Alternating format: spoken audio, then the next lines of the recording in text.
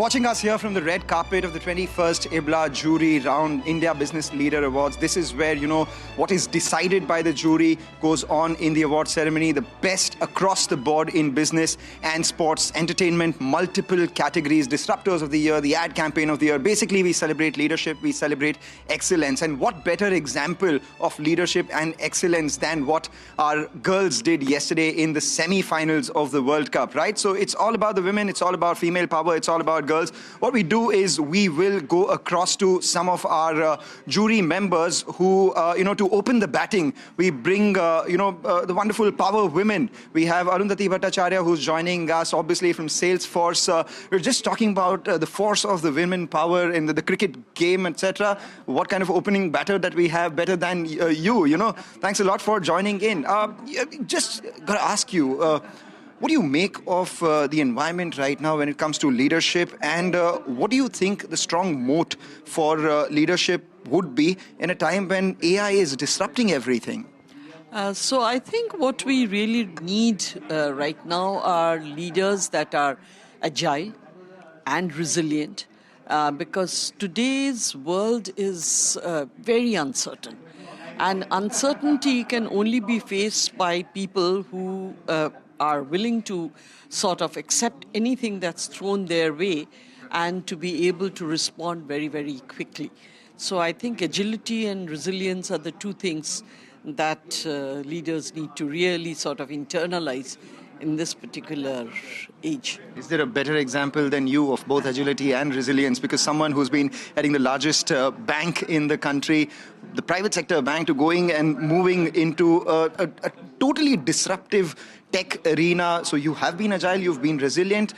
Tell us a little about the AI investments that you guys are making, what has been earmarked, and what do you think should one do when the onslaught of that starts to worry, businesses which otherwise wouldn't have been as disrupted by artificial intelligence? So first and foremost, I don't like the word worry. Okay. There's no question of worrying businesses, but businesses need to be excited instead. I want them to be excited about the opportunity that this all brings to the business itself. The second thing is regarding investment. All of our investment is currently into ensuring that our regular products are infused with AI, because AI is the way of the future. It's not something that is here to come and go. It's something that's here to stay. It's going to redefine the way we do business. It's going to redefine the way we look at the future. And therefore, I think for everybody out there, it's important for y'all to get excited about it. It's important for y'all to lean into it. And it's important for you to understand that all of this needs to be done through collaborations, through partnerships, through looking out, and ensuring that you're really latching on to the right things and really building on those right opportunities. Right, and a message that you would like to give to the world which is so uncertain right now, not only technology-wise, but, boundaries, geopolitical issues, H-1B visas, etc., all of these things happening. What would you say to relieve that sort of uncertainty? Agility, resilience, and what next? I would say that, these are things that will happen. All cycles have become shorter, and it's going to be the way the world will be for a long time coming, that I can see. And as a result, my message would be that for all of you is to live for the time, for the present, with an eye on at least the medium term, and not to worry too much about how things happen, because frankly, worries are always where you paint the worst case scenarios. And sometimes the worst case scenarios do come to pass, but most of the times they don't. So there's no real point in, painting those scenarios and getting extra anxious about it all. So live your life. Live your life. Don't worry about anything. Be resilient, be agile, and be ready. Don't really worry, because the worst case scenarios seldom always come true. But with that, let's go across to Nigel. He has with him someone extra special as well. Nigel. Well, thanks a lot for that, Mangalam. I have with us, Mr. Tarun Garg. Thanks a lot, Mr. Garg, for coming down for the event. And And great to see you in person as well. We've spoken a few times across the Zoom, but good to meet you. My question to you is, how do you see India's growth story pan out? We have a long runway. There are various measures in place as well. So how do you see things evolve?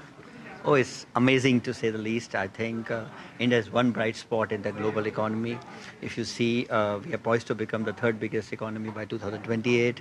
In terms of GDP size, Prime Minister's vision is to be a Viksit Bharat by 1947, which means about 35 trillion economy.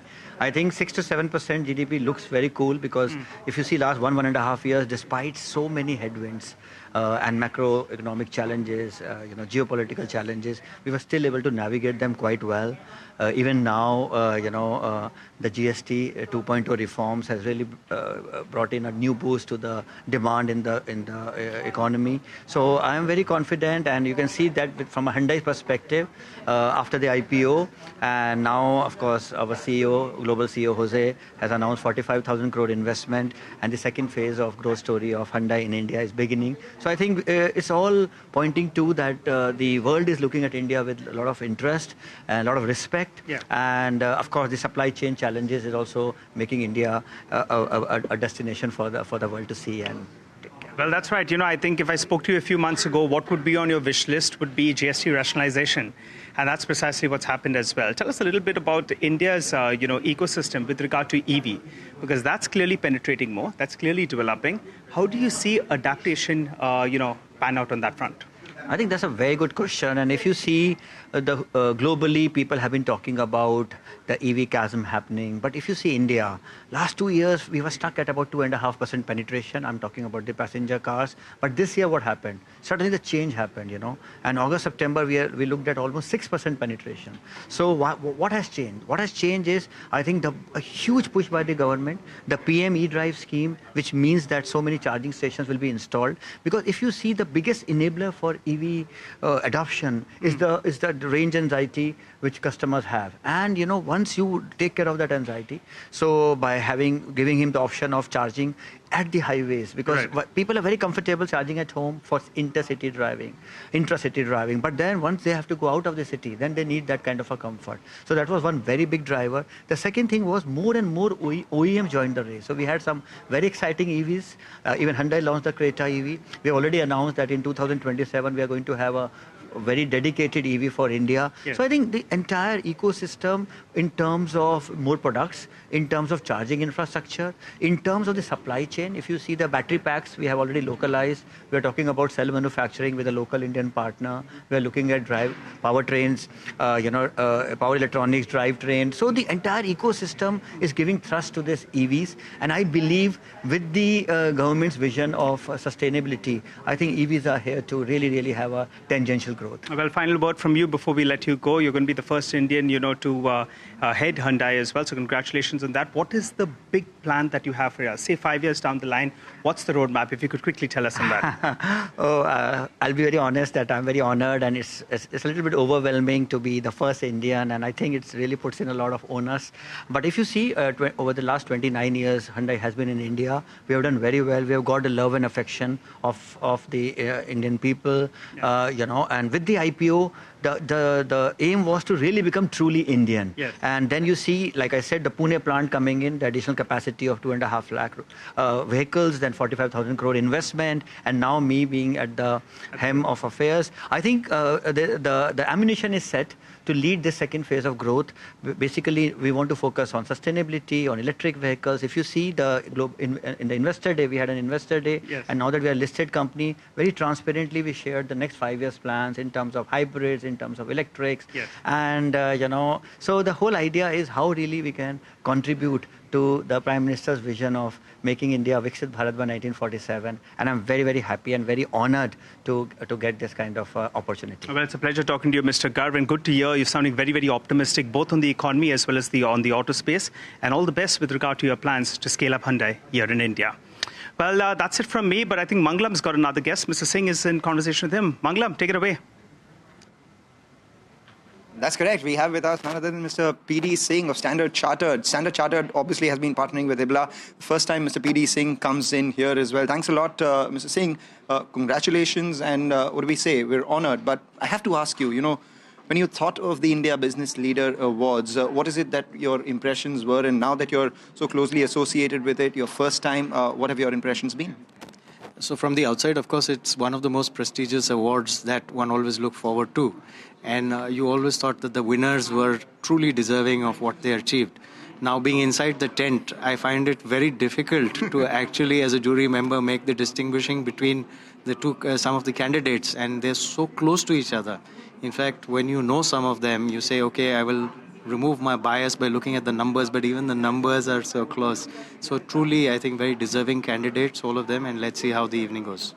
All right, and what are you looking forward to most in the evening, apart from, choosing the candidates? Because the jury that we put together, it's an assortment of some of the smartest, wisest, most inspiring people that we have, obviously, right from the chair of the jury, which is Mr. Kumar Mangalam Birla. So are you looking forward to some of those interactions? I've been part of a few in the past, and those conversations are valuable. Those conversations are incredible nuggets of wisdom. You're absolutely right. I think what I'm looking forward to is the entire diversity.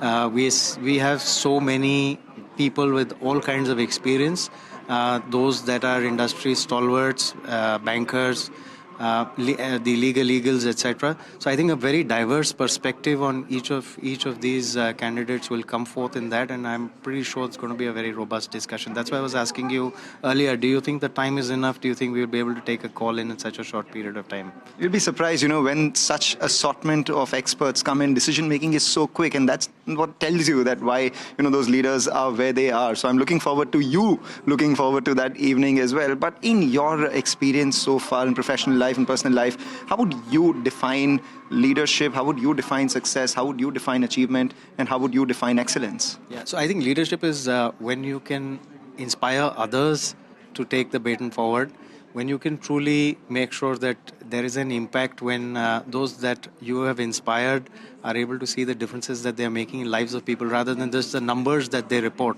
And ultimately, I think leaders their legacy will be also remembered by those who carry forward the value that they have created. And it's a continuous process of value creation from one to the next leader. All right, thanks a lot, Mr. Singh, for joining in. And back to you, Nigel. I believe you have with you Ms. Zia Modi. Well, that's right, Mangala. Ms. Modi is in conversation with us. Thanks a lot, ma'am, for joining in. Well, tell us, as one of the top legal voices here in India, how do you see corporate governance levels shape up here in India? What was it? What is it? And what's the way ahead? So I think if you're looking at what it was 10 years ago or even 5 years ago, I think the uplift in corporate governance has been significant. I think it is partly because you realize that better governance gives you better value, and your stakeholders are now just wider than just the shareholders and the promoters. So you have to be very mindful of the holistic impression that you give to the public about who you are, what you stand for, what is your purpose, and it's not just about money. So definitely I think with the regulator breathing down hard, with several regulators wanting to make sure that all the dots are ticked on governance, and you really can't escape maybe the wrong way, but you should not be navigating away from that. So I think most corporates who want to be respected, reputed, have an international ability to go out, will choose corporate governance over not. Okay, all right. Ms. Modi, one more quick question. A lot of young entrepreneurs here in India, if you had to tell them, give them a lesson in terms of something they should take away with regard to governance in particular, because everyone wants to take the lift, but no one wants to go via the staircase. But sometimes that could be more helpful as businesses shape up, as they expand and as they get bigger. It's a tough call for these youngsters because, they want to do things quickly. And so my advice would be to say, take a deep breath at the right time, maybe show a little more patience. We all know how frothy the markets are. Yeah. What goes up can come down. But what you can't give up in any walkway that you choose is the reputation and the ability to be able to go out again and tell your investors, I've done good by being good. Indeed. Create a brand, create a reputation, and the markets will always trust you. Always a pleasure talking to you, Ms. Modi. Thanks a lot for speaking to us. Well, Mangalam, I believe you're in conversation with Mr. Birla. Take it away. That's correct. Mangalam having a conversation with another Mangalam, Mr. Kumar Mangalam Birla. That there is Nigel. Thanks a lot, Mr. Birla, for joining in. You are the chair of the jury of the India Business Leader Awards. You've been there in the past, and you've been a part of the jury. You've won multiple times as well. So if I had to ask you in simple words, what according to you is success? What according to you is leadership? What according to you is excellence? How do you define these?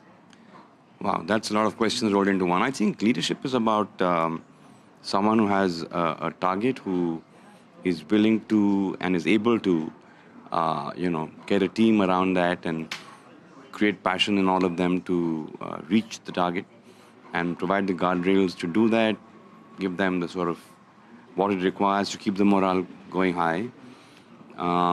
And I think a very confident leader is one who creates leaders under him or her. So someone who creates a leadership pipeline. Success, I think, is, there's so many shades to success. It depends on what kind of activity you're talking about. Maybe just sometimes just being very happy is success, right? So, you said success is about being happy. Leadership is about giving a target. So let's ask you about that. What are the targets that you've given to your team, your group, as you see the Indian economy over the next 1 year? And what would make you then happy? Well, we're a conglomerate with many businesses, so targets are different for each business. But, I think being in the top 1 or 2 in the industry that they are in, with return on equity, that's specifically each one's target. Largely, that's how we work. Are you particularly chuffed about some of the forays that you've made, especially in the consumer space?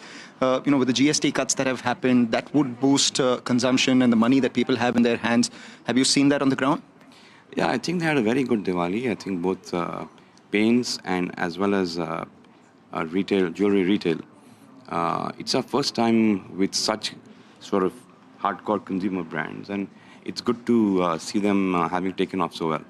Right. You speak about, your consumer brands, etc. The one thing that we have to learn from you, and what according to you would be the Birla playbook of entering and disrupting a category which has had a lot of incumbents. You've done that multiple times in the past, but now as well, the consumer foray that you've made in the kind of categories that you've entered, including the likes of jewelry and paint. What according to you would be the Birla playbook? I think the first is very thorough preparation and understanding clearly what it takes to win in the industry, what our levers to win would be, and then executing to precision almost. I think it's basically both of these. It's understanding what takes for the customer. Consumer insights are very important to build a business model around that. So how happy are you with what you've done? And obviously it takes a lot of capital commitment to that as well. So I think both have gone off to a great start, much above targets and much better than I had expected. So let's keep our fingers crossed. Let's keep your fingers crossed. And just before we let you go, this is a personal question that I have to ask you. You're also the conduit of what, the legacy that has been left behind by your father, your grandfather, and all of that. And you will be conducting and passing that on to your children who have also now in many forms entered the business. What is it that you've gained from them which you want to pass on? And at the same time, what is it that you learned from them that you believe you can, add to? So we follow what we call the trusteeship way of management, which is that you're managing in trust for all the stakeholders, in particular the shareholders. That's our underlying overarching principle of how we run our businesses. That's something that I learned from my father, grandfather, great-grandfather, and I think that's something that my children have already imbibed. And what is it that your children are teaching you right now? Lots, new things every day, and I think that makes going to work even more exciting. Right. Thank you so much, Mr. Birla. Always a pleasure speaking with you. Right, with that, back to you, Nigel.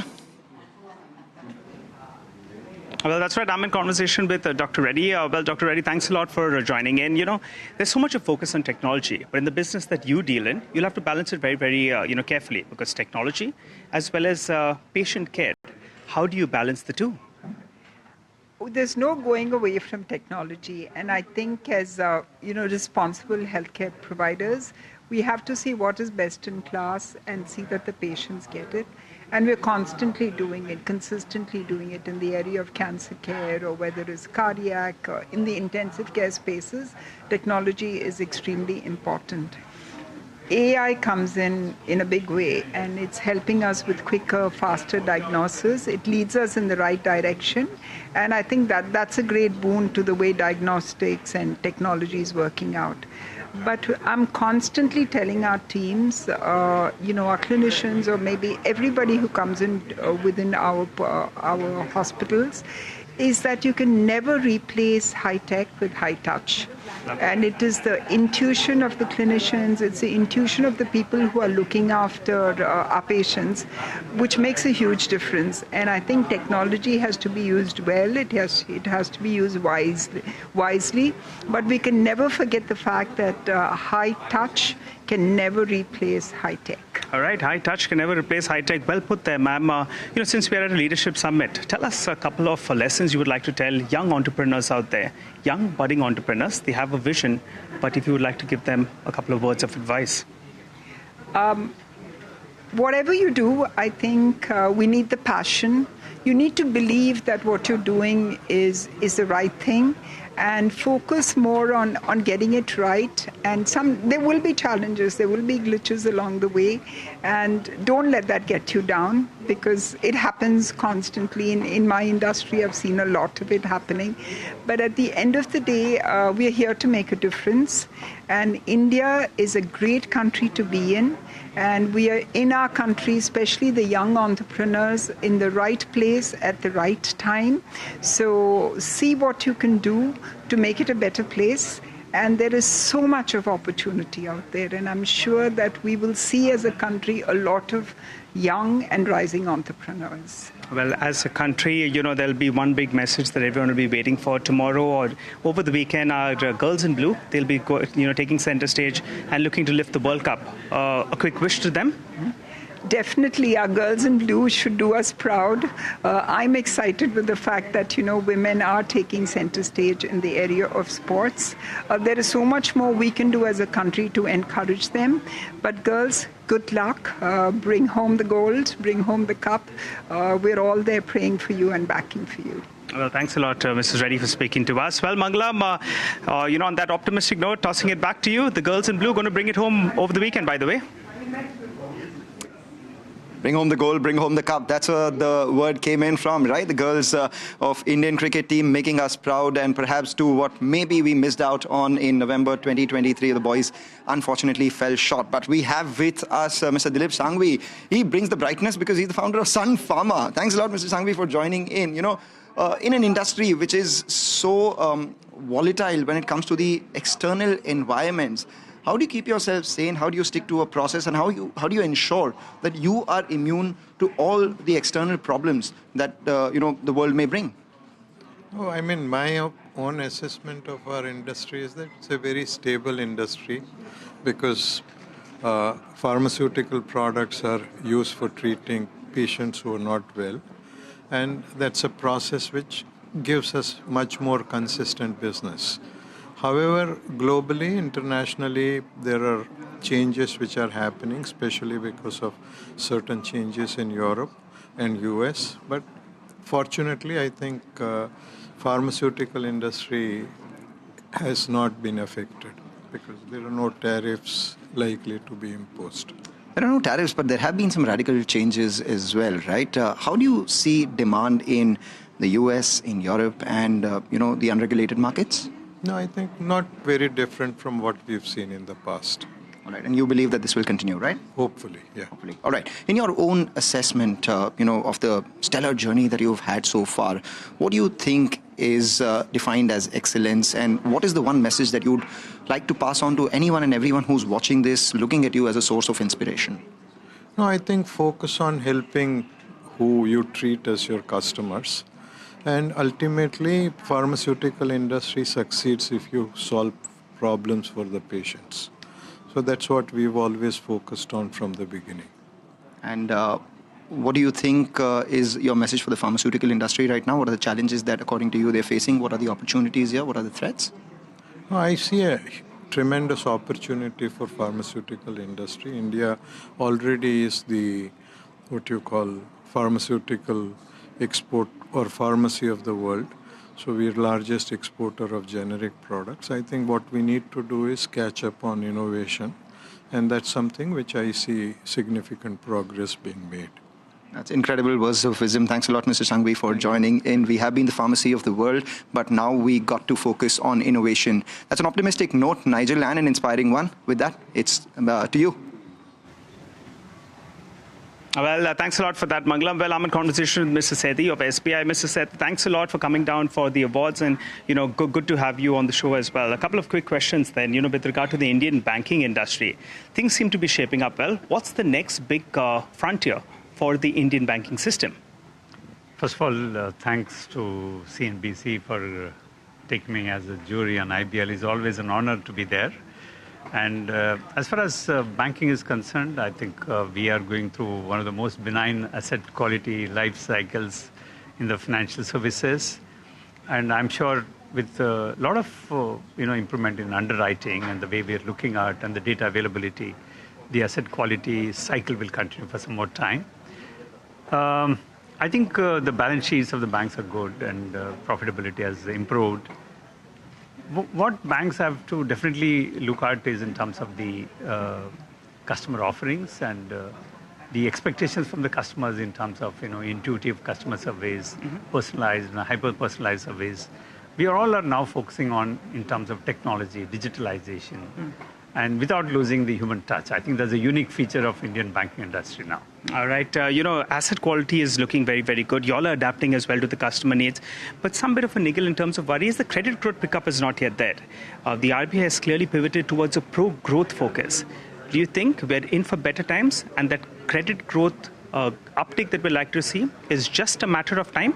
Absolutely. I think a couple of things. Of course, as you mentioned, RBI has done, kind of banking reforms 3.0, what I called 22, announcements which MPs, this is a wide-ranging announcement, which move towards growth orientation, as you mentioned. And more importantly, I think the both fiscal measures in terms of the income tax relief up to 12 lakh rupees and the GST readjustment of the GST rates, the stage is set, in my view. And as far as credit growth is concerned, it's not appropriate to say that credit growth is not happening. Some sectors are doing extremely well, yes, obviously. And when we talk about corporate credit, it is waiting for sustained consumer demand in the country. And we see that a visible uptick on the consumption side. And if it is sustained, I'm sure the corporates will come back to the private capital expenditure. Well, Mr. Sethi, what I meant was, hamesha ye dil mange mo, right? People want to see better credit growth, and hopefully we're in for better times in the second half of this fiscal itself. Yes. Final question before I let you go. You head a very, very large team. What are the factors you keep in mind to keep the team motivated, to pull them through the difficult times and set them up for better times as well? The top few points, so that a lot of our viewers will be wanting to understand that. In a large organization, or even in a small organization, I think whether it is manufacturing, services, the critical component is people. In fact, in SBI, we believe that product, process, people, and technology. Among these three elements, products, process, and technology can be replicated by anyone. The people are the ones who cannot be replicated. So you build those teams which cannot be replicated by anyone, invest in them, invest in their well-being, invest in their skill building. I think that is what has been sustaining SBI for more than 200 years. Well put, sir. The human touch is most important. Thanks a lot for speaking to us here on CNBC-TV18. Well, guys, that's it from us here on the IBLA red carpet. Tossing it back to you all in the studio. We take a break, come back, and we continue our coverage.